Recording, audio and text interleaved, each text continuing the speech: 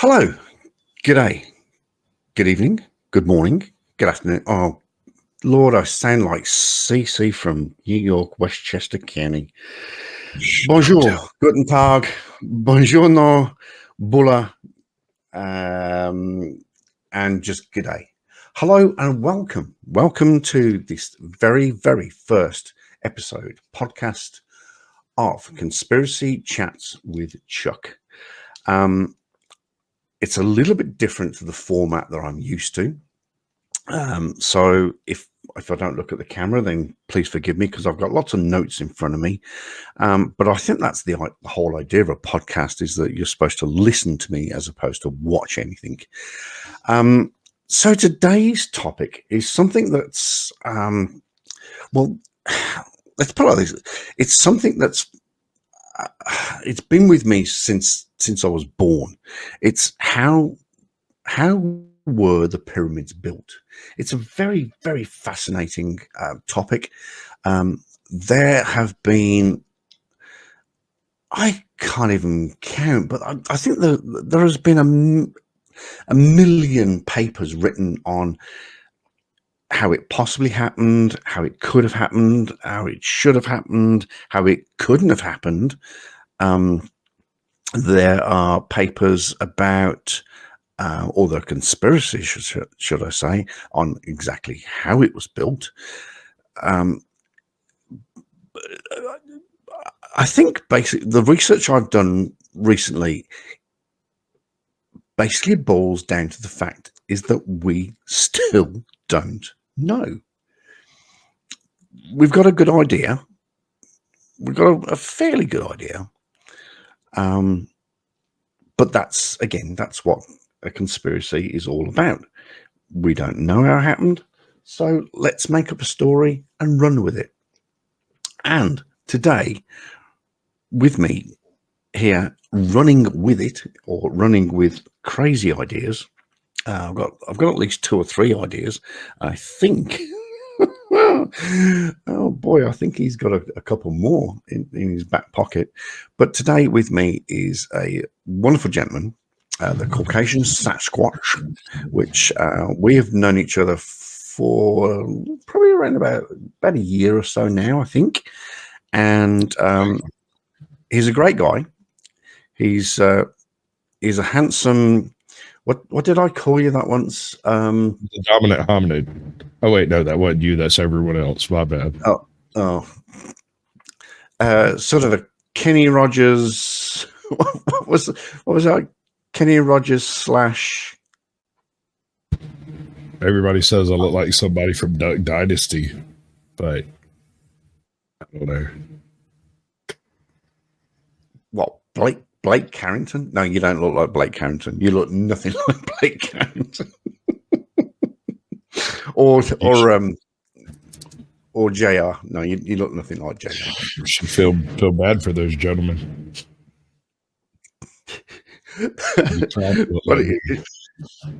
But he looks like Kenny Rogers. Sounds like, I don't know. Sounds like a porno star having a smoko. But the CaucAsian Sasquatch is here to help me talk about the pyramids. Right, I'm going to start this whole thing off. Right, what do you know about the pyramids? What is your belief, your understanding? How do you think it happened, and how do maybe it might? What are your conspiracy theories about it? It might be easier to start with sources after a fashion. Mm-hmm. Of course, the Great Pyramid's been a mystery since it was basically rediscovered in modern antiquity.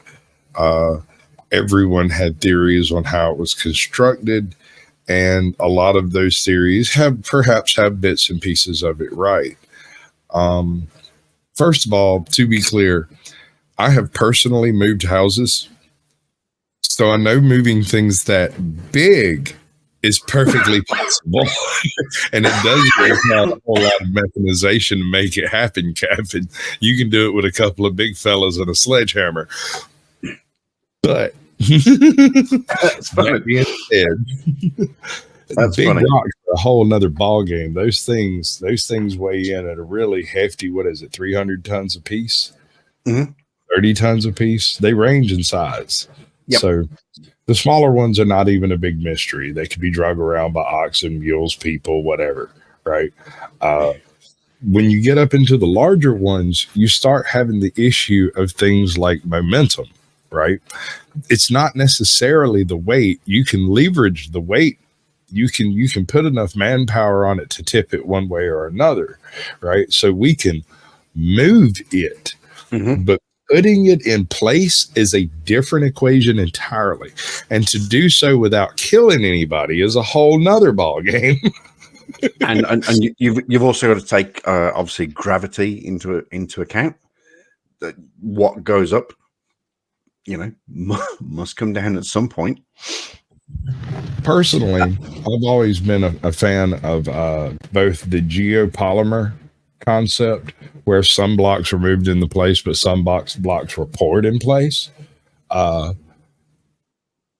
necessarily think that would have been outside the realm of possibility for ancient Egypt. It was a long established civilization, long before Romans developed concrete. So I don't see why it wouldn't be possible for them to have independently developed something similar. Okay. Just a quick question based on that. How old do you think the Egyptian era was? Because there's a lot.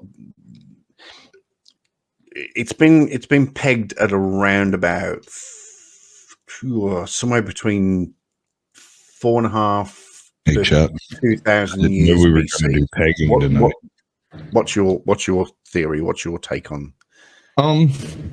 Okay, so we can carry basic construction back as far as 12,000 years, 11,800 and some change in Göbekli Tepe. Now, can we bring the pyramids back that far? I really don't think so. Perhaps some aspects on the Giza Plateau. Like, personally, I think the reason the pyramid is built where it is because there was once a natural spring there.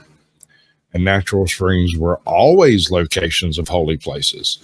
And so maybe not in the past 1,000 years, maybe not in the past 3,000 years has water run there, but I suspect it did once. And I heard a theory, and I thought it was an interesting one, that because of the underground caverns under the pyramids, somehow the pyramid was supposed to be a early system of letting folks know that the floods were coming. It would push air through the chambers as the caves filled up, and it would notify the priests or whatever that the flood would be coming along in 8 or 10 hours. Right?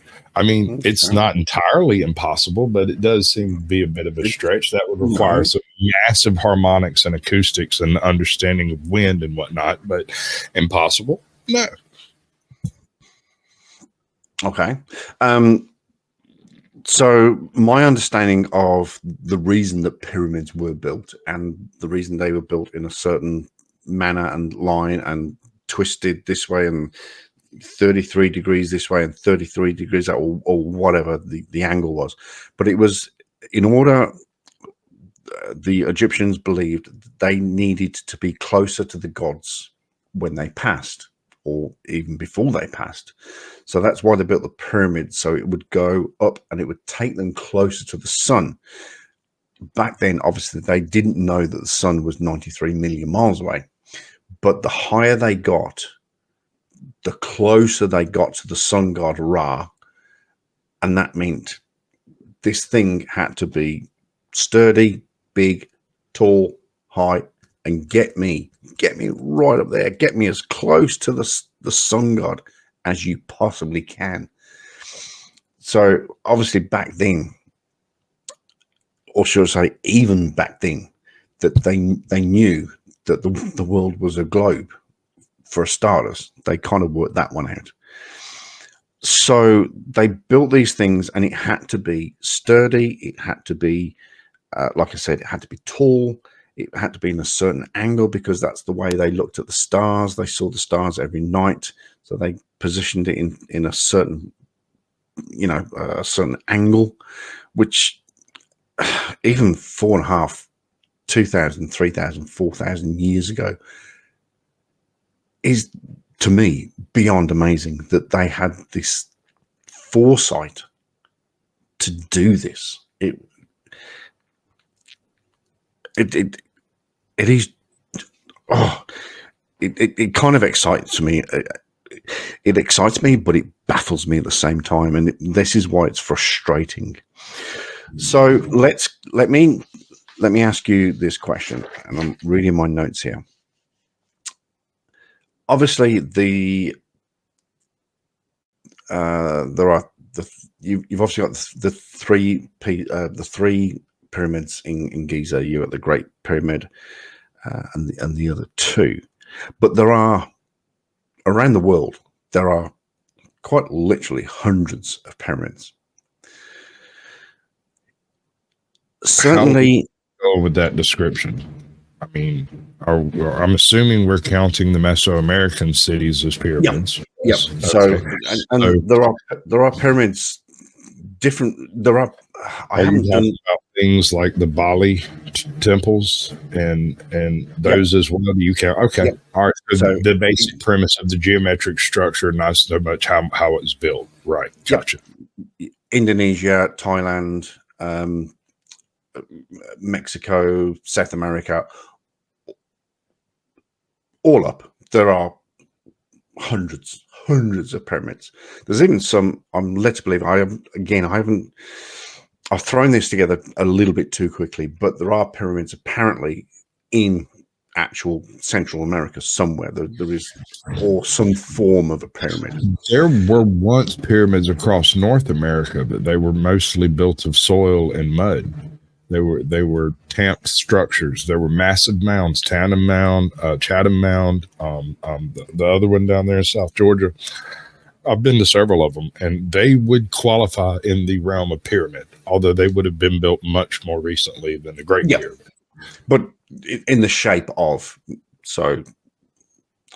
But what I want to come back to is the pyramids in Egypt specifically, and let's concentrate and focus on that. Each stone, it's estimated weighs roughly anywhere between 10 and 20 tons per stone, and it's estimated that just the pyramids alone in Egypt, there is approximately I think it's 2.5 million stones. So that is a lot of weight, and B, a lot of movement.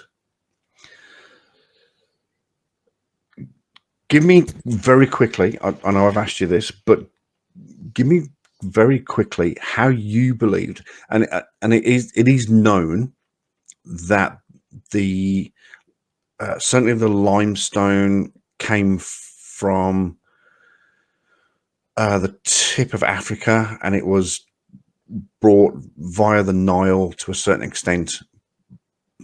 But give me your thoughts on how exactly these huge pieces of rock were between 10 and 20 ton, shall we say.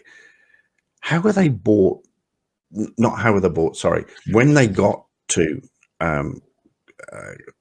Giza, how did they get erected, and how did the actual pyramid form? Give me your thoughts on that one.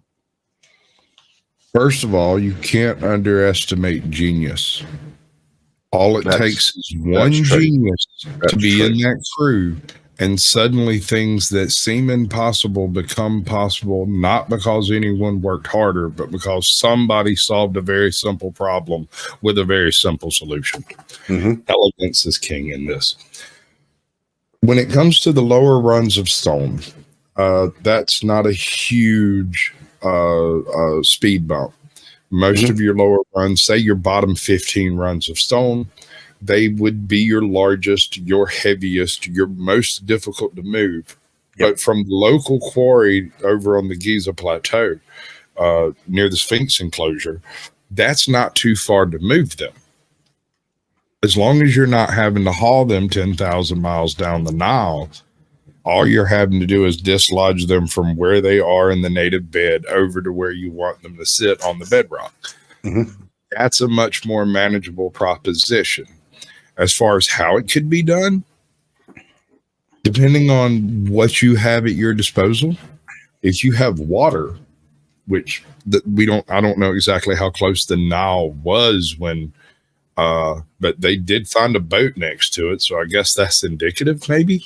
Yeah, I'm led to believe that there was the Nile's not too far away, but I'm led to believe that they created a sort of a channel or a little canal, which Causeway, allowed I believe, is what it's something.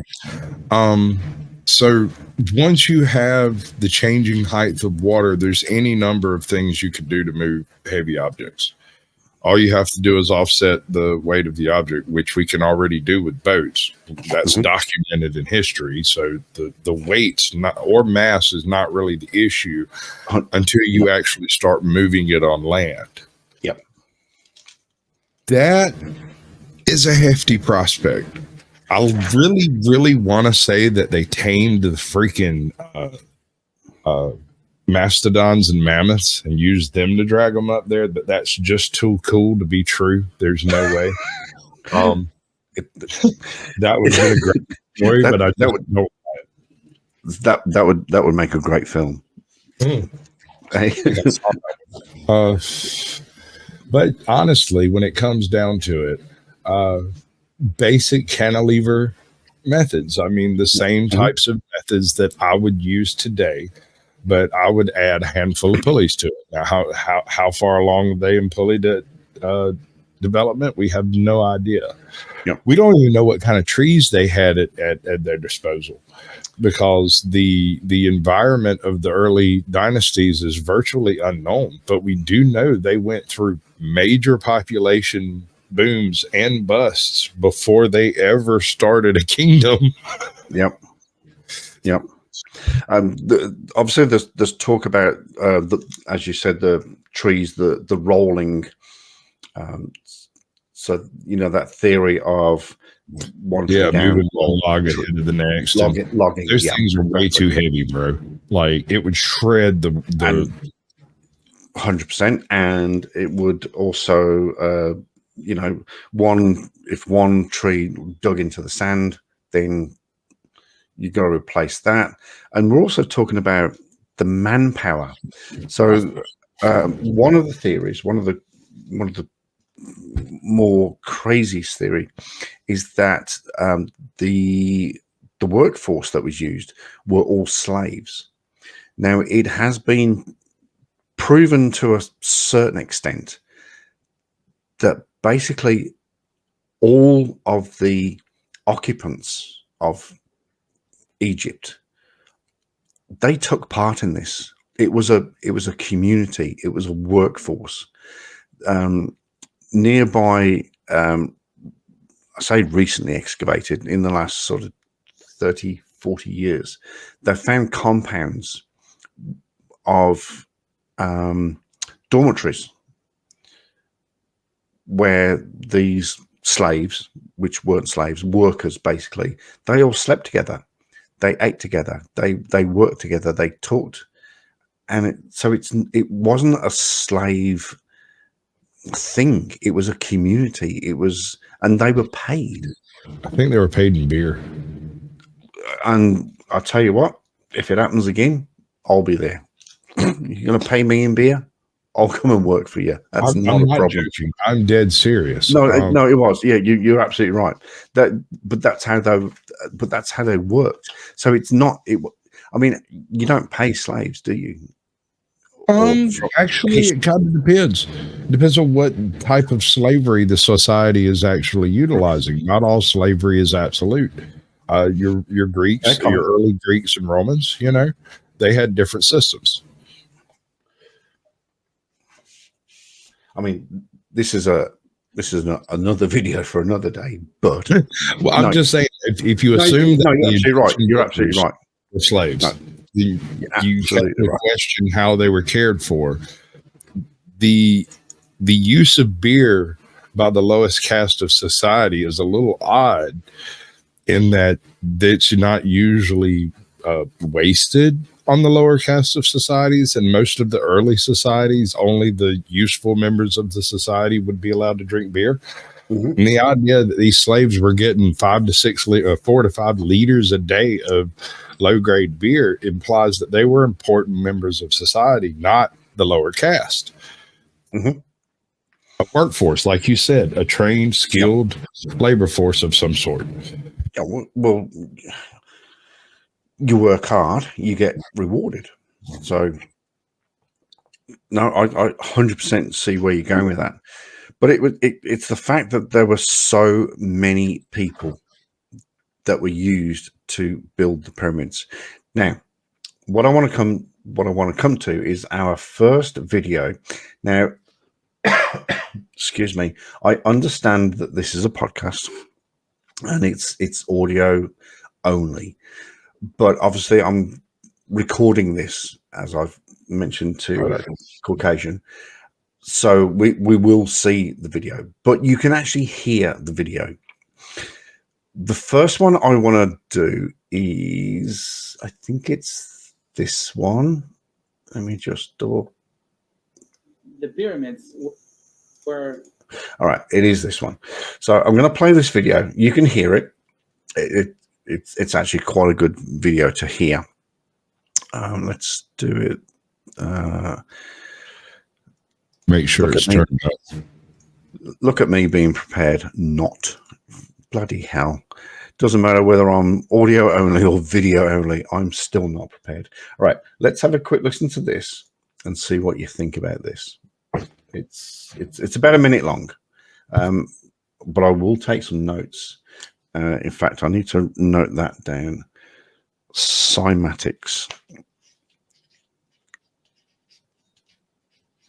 All right, let's play this. The pyramids were organized and built by music, by sound.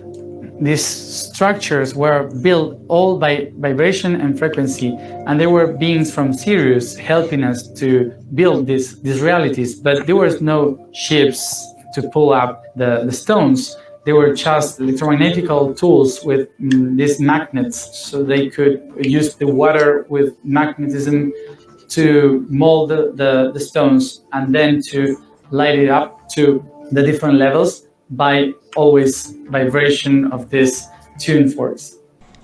So for some reason, YouTube has decided not to monetize my first podcast upload. I'm not going to have that. It's all because of this idiot that you've just been listening to. So I need to break this video up in order to get monetized. And to be honest, the amount of effort and work I've put into this, let's continue. Pyramids around the world are like a big network of computers. All the pyramids in the world are aligned, and what you will find is that the Earth is reflecting the portals of Pleiades, Orion, and Sirius. I'm not denying that the pyramids are somehow lined up. There is the theory that they are turned to a certain star. I'll go with that. But they have got absolutely bugger all to do with anything electrical. And the pyramids are aligning themselves so the energy of the sun always can come inside the planet and keep rolling within to activate the whole machine. Thanks to satellite imagery, pyramidal structures continue to be found all over the world. The only issue I can see with this is that when the Earth is rotating as it rotates around the sun, well, then you get nighttime. It's genuinely blown my mind, this one. The pyramids were organized. I didn't ask you to play again. Thank you very much. So,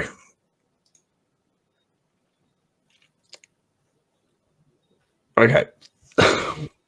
It baffles me every time I watch that. It doesn't matter whether I'm researching it, watching it again. So the pyramids were built with vibration and frequency. Now, I've done some digging into this, and apparently, the pyramids were built with acoustic levitation. I'm not sure if you're aware of acoustic levitation.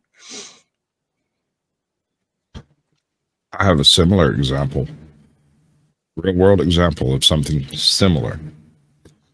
When you are making really heavy cast iron parts and you're making 10 or 12 of them in the same mold process, the table they drop out onto is a big vibration table, and it is shaped in such a way so that when the clump of clay that hits the table starts moving, it breaks the clay apart, leaving the cast iron sliding across the top of the table, and all of the clay used to make the mold can fall back through the grid and leaves the cast iron pieces not completely clean, but clean enough for the next process of machining. It's a similar concept to move really heavy objects really easily. A person when the table's bouncing, you can reach over and grab the top of an engine block, 400 pounds, and move it with one hand, because you're not actually moving the weight of the object. You're only changing its trajectory in its movement. Yep. I'm assuming it's a sonic movement or levitation would work in a similar fashion to merely change its perspective to the ground. You're absolutely 100% correct. So acoustic levitation is, he says, needing his glasses again. It operates which a fluid medium.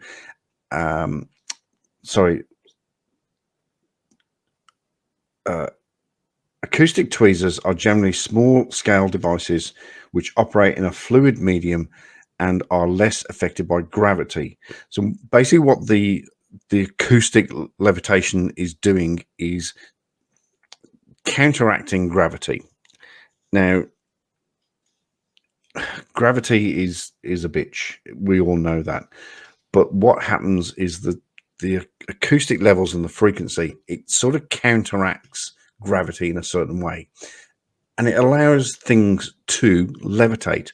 But the whole point and the whole premise of this acoustic levitation is, and I quote, he says, not being prepped enough for this, it's basically used for small objects. Where is that piece of paper? Such as computer parts, microscopic microchips, things like that. It is not.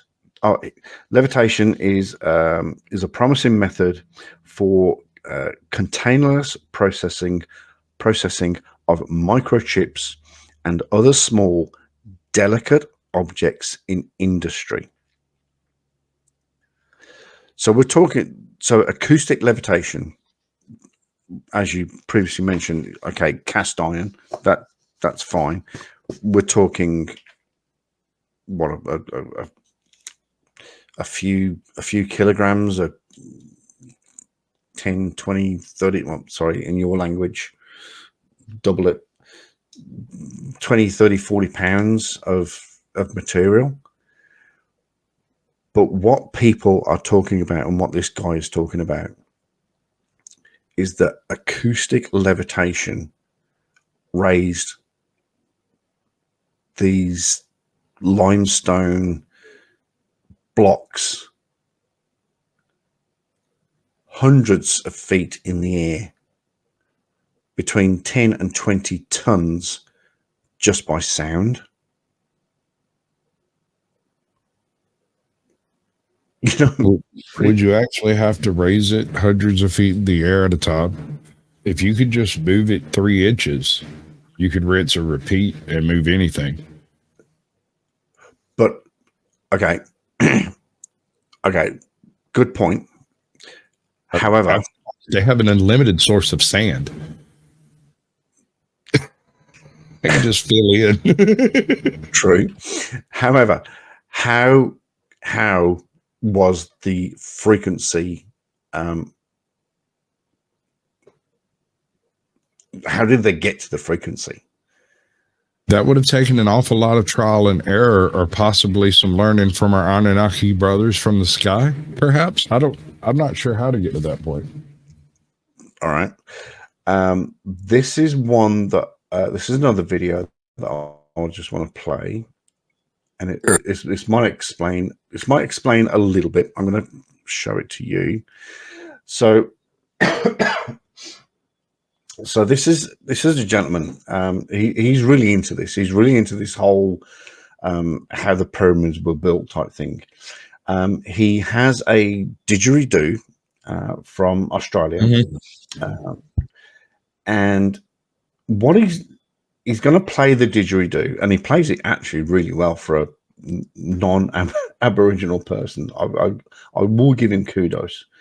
But what he's lifting, I can't work out whether it's a piece of plastic or an actual piece of stone. But we're going to play it and give me your thoughts on what he's actually moving. Pyramids were built with sound.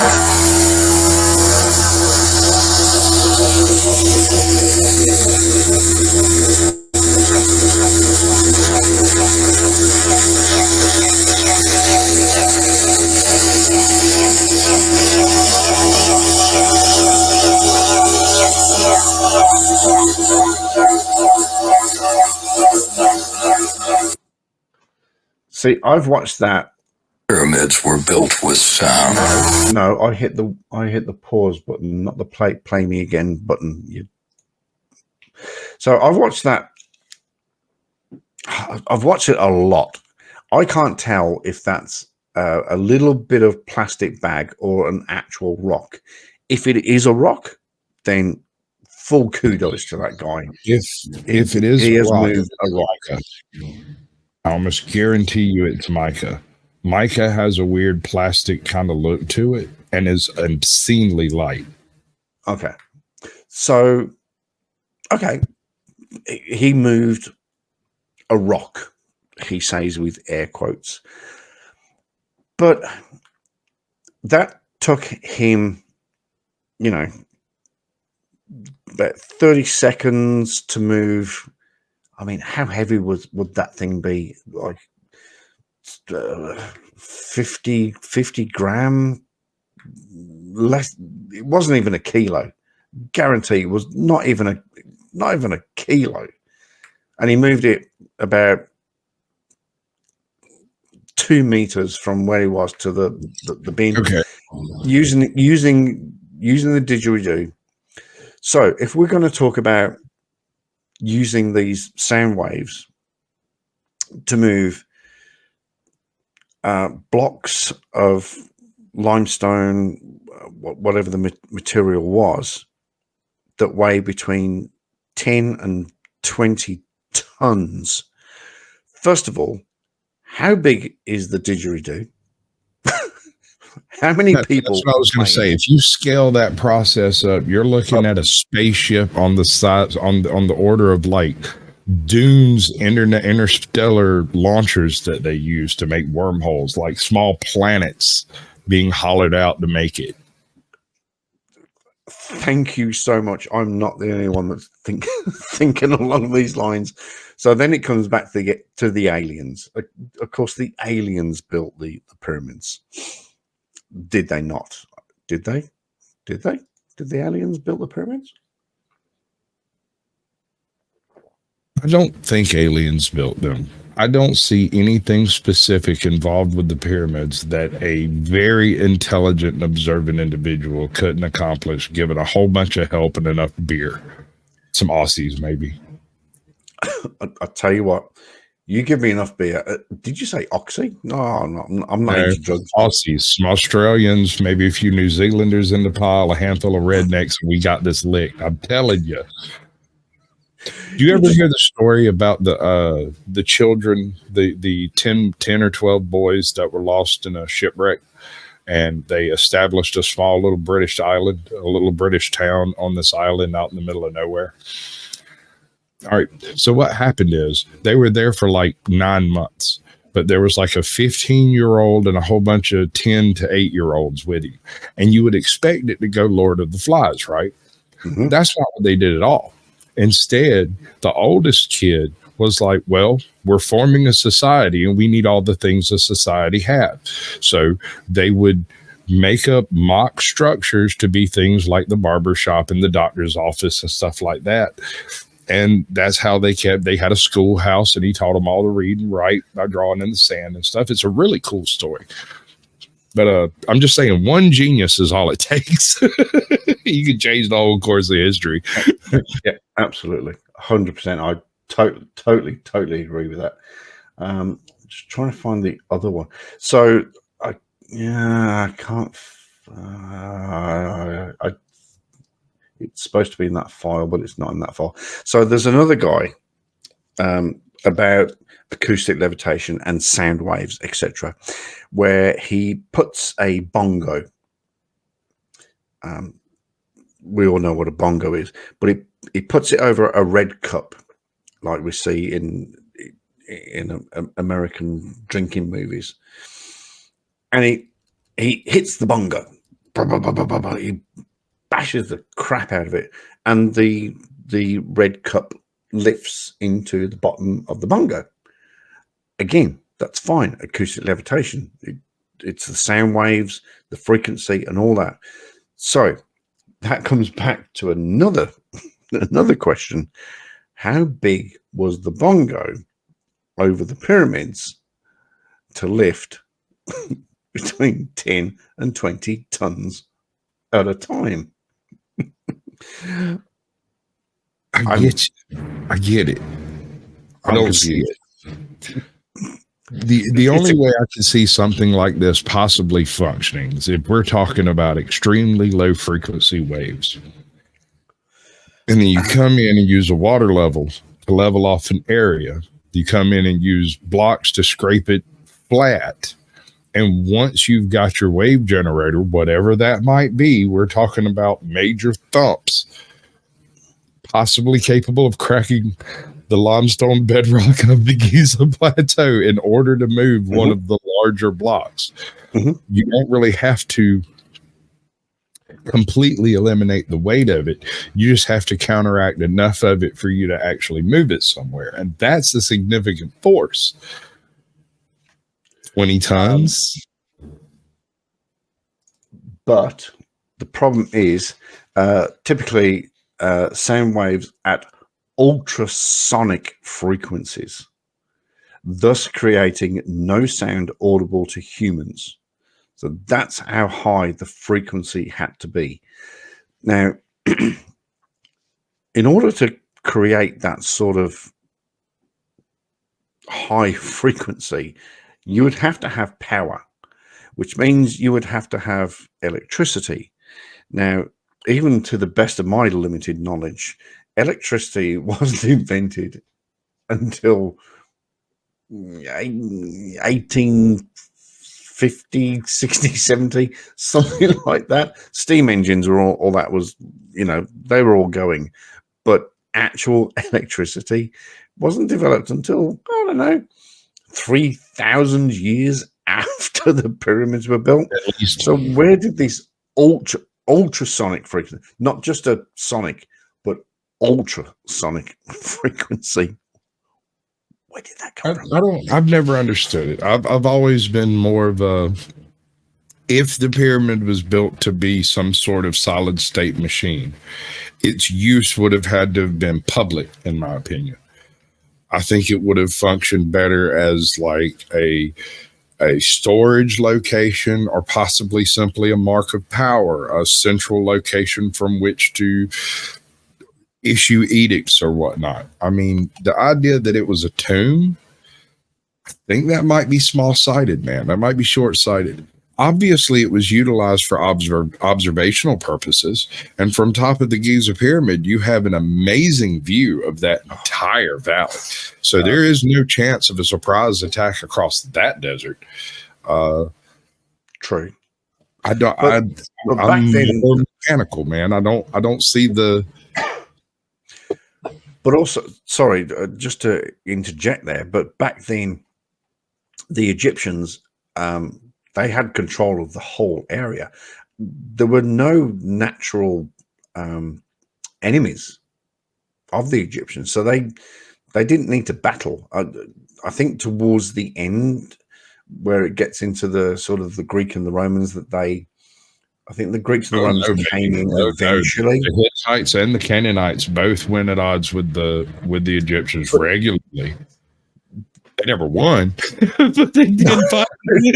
Well, guess what? They saw them coming from a long, long way away. So I just want to finish on this video because this makes me giggle. Honestly, is it? No, it's not that one. Where's this one? No, it's not that one. It must be this one. Oh, I found the bongo one. Hang on a sec. I found the bongo geezer. Here we go.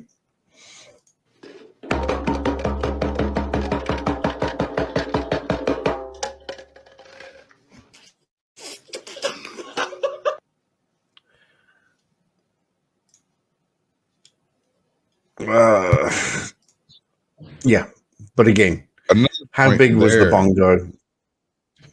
Well, not just that. How much control do you have over an object when doing that? Yeah. Did you see how it sort of bounced and went up flew away? Yeah. Oh, I know where I can find that one. I want to. One of the links I sent you. Let me just. I am pretty poorly organized for this. I apologize to everybody that's listening and watching. Here we go. I think it's this one. I find it disturbing that people. Here we go. Sound can actually.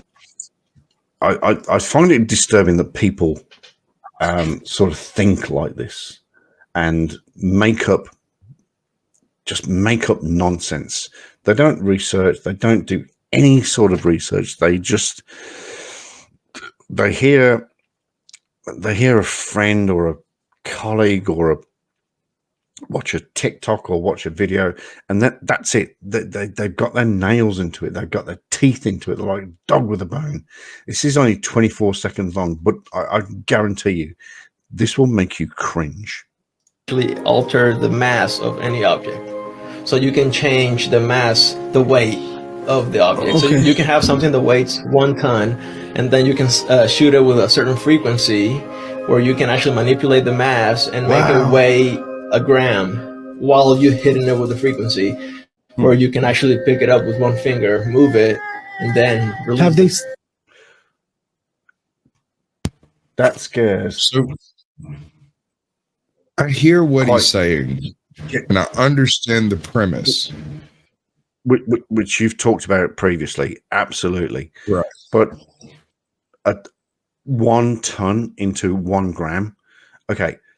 The blocks we were talking about were anywhere between 10 and 20 ton. Sure.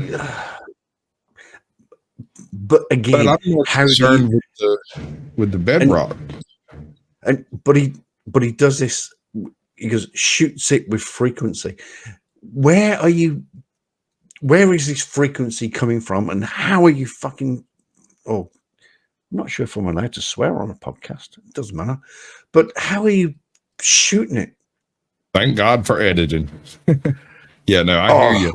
How do you focus it? Once you've focused it in an area so as to manipulate a single block, how do you prevent from damaging the bedrock beneath it so as to for it to actually move? Once you're moving it, how are you not grinding the surface of that place like sand? I don't know. None of this makes any sense to me. I do know there are cases in deserts where certain frequencies are generated by dunes, and it can swallow half a car. The engine block, it'll settle all the way down to where the engine block is essentially sitting on sand because the sand particles are all moving together. But a pyramid is not a dune. This is not how this will work. When you shake things, they fall. It's an entropy kind of thing. We're talking about a completely different kettle of fish. So we're at 45 minutes, and that's perfect. I think that's where I want to end it here. But so give me my theory. In fact, let's do it this way. I'll give you my theory on this. The way the pyramids were built was a very elaborate sand system. It's sort of been proven, but not proven. It's nothing's set in stone. Pardon the pun. About the way that the pyramids were built.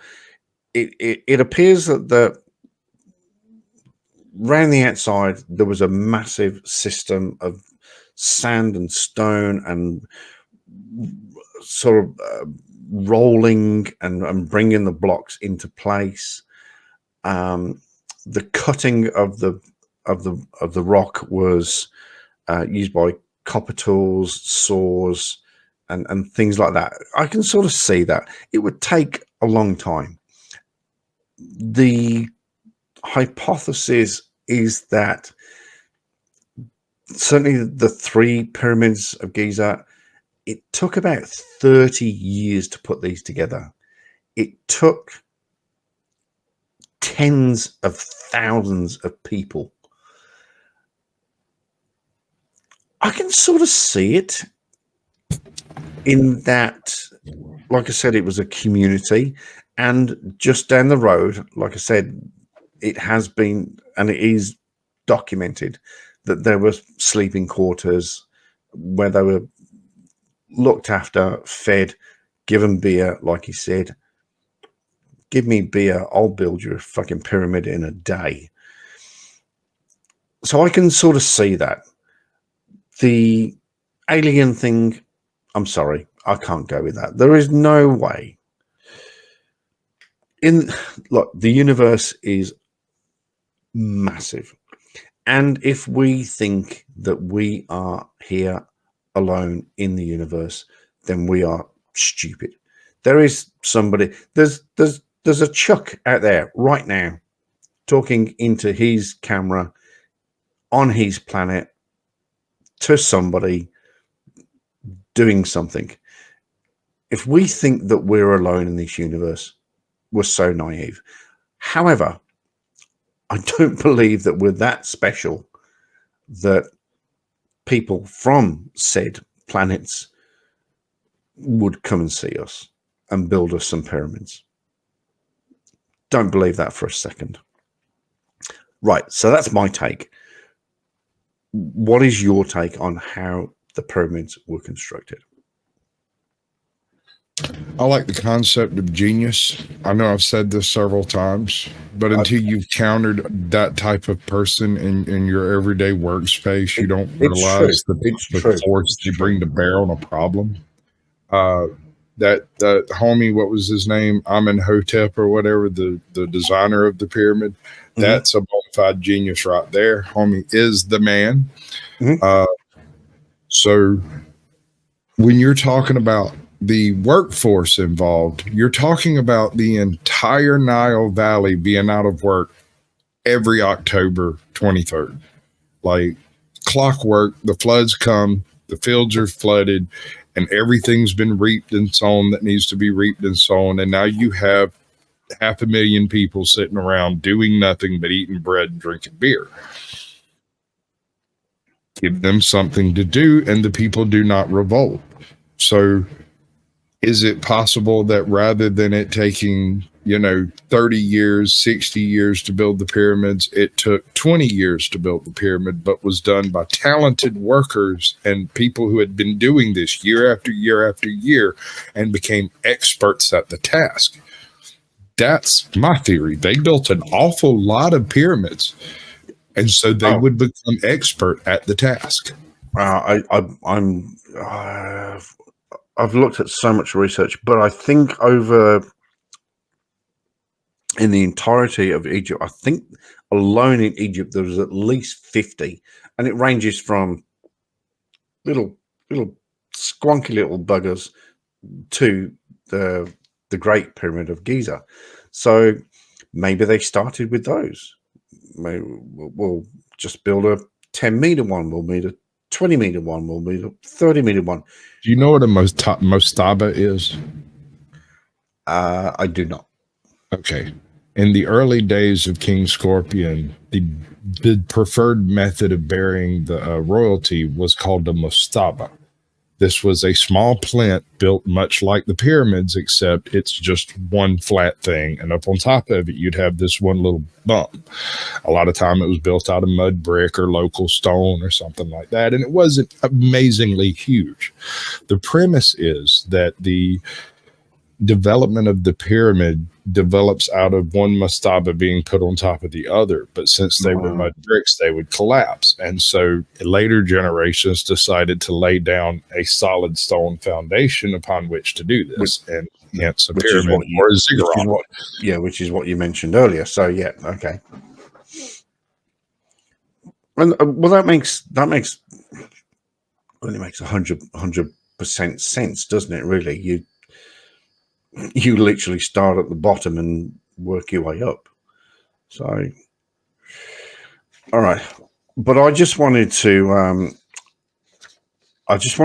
bust the craziness of this acoustic levitation and the use of the didgeridoo to build a pyramid, the use of a bongo to build a pyramid. So I think we can, whilst I'm not really good at debunking stuff, I think I would like to think that I have just debunked something. Wow. I think we can solidly say that a didgeridoo itself was not used in the construction of the pyramids. Yes. Boom. I think I've just done my first debunking video. I have to do you a sound bite. Let me try one. Hold on. What's the name of the show? What are you calling it? This is Conspiracy Chats with Chuck. All right. Sit quiet for a second. Welcome to Conspiracy Chats with Chuck, where he debunks the didgeridoo building the pyramids. Wow. That's Stick good. that right at the front. All right. I'll take that. Okay. I've really enjoyed this, and it's wow. I've got so many conspiracies to go through. I've reached out to quite a few channels, or friendly channels that I know, and actually a couple that I don't know. I went through the email list that I sent the invitation out to, and I went, ooh, maybe I shouldn't have sent. No, don't worry about that. I don't give a flying fudge. I don't give a flying fudge.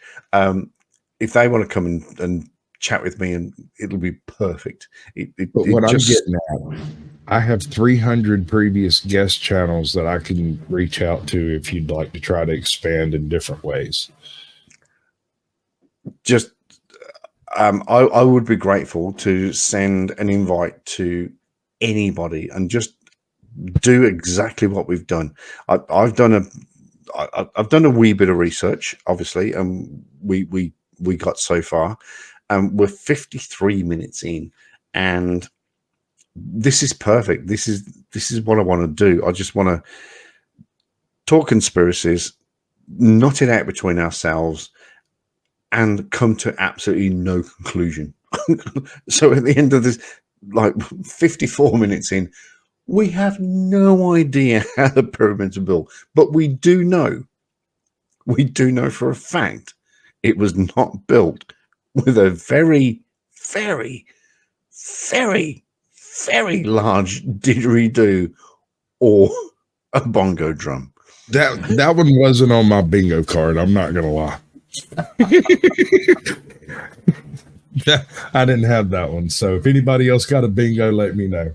I want to come back on a flat Earth discussion in the future.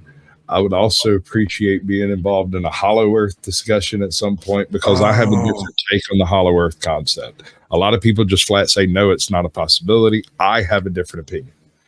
I think it is possible for an ecosystem to exist away from the sunlight. We know this because of the black smokers at the bottom of the oceans, right?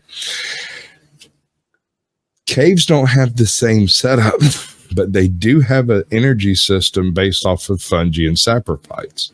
It's typically not robust enough to support a large population of anything other than possibly insects or different types of crustaceans. But if you had large enough caves, and there's room for it, you maybe could have a large enough system that could develop as far as like lizards and possibly small birds that take the place of bats. But most of this stuff needs access to vitamin A, vitamin D, and it's very short underground without some caveats. And so if we could figure out a way for there to be vitamin A and vitamin D in bugs, we might have a shot at finding some hollow earth creatures that wouldn't be dinosaurs from the distant past, but rather mute. Okay. So the next installment of Conspiracy Chats with Chuck is looking for the hollow earth. No, it's not. I mean, it's not. Well, it's You do you, boo boo. I'll join in when you get there. Yeah, I was going to say it's not possible, but okay. You completely throw me a curveball there. I was not expecting that. All right, that's perfect. It brings us to roughly the hour mark. Thank you so much for joining me. I really, really do appreciate you taking the time out of your very busy schedule. There are a couple of things that I've seen on your channel that I am going to explore very, very shortly. The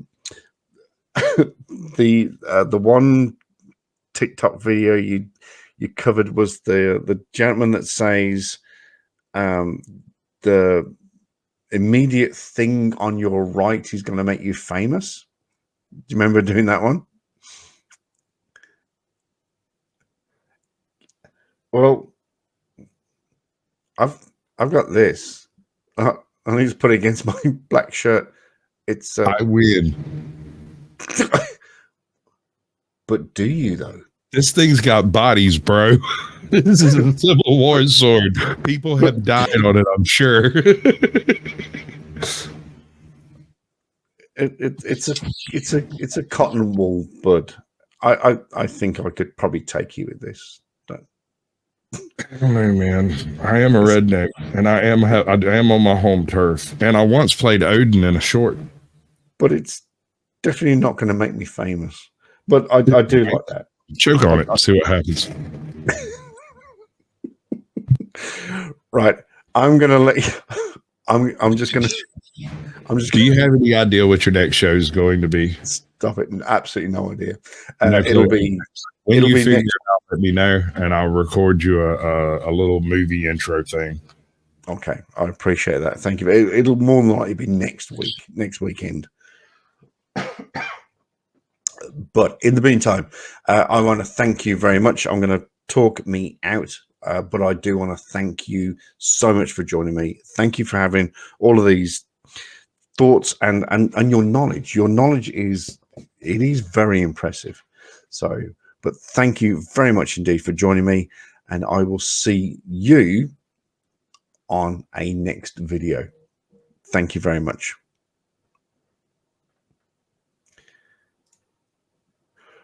Right. Wow. Well, I think that went really well.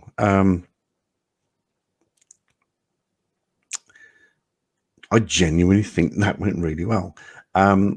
We had a lot of discussion, a lot of debate, a lot of no, that's impossible, and a little bit of that's probable. I think it boils down to, at the end of the day, we just don't know how the pyramids were built. We haven't got a Scooby-Doo, which is scary, really, because we know a lot about a lot of stuff. We know about how the solar system was created. We know how the planets were formed. We know about gravity. We know about civilizations being discovered. We know a lot of stuff, but we just don't know how the pyramids were built. I forgot to mention it's one of the 7 ancient wonders of the world, and it is still the only visible ancient 7 wonders of the world that you can see. Everything else is gone.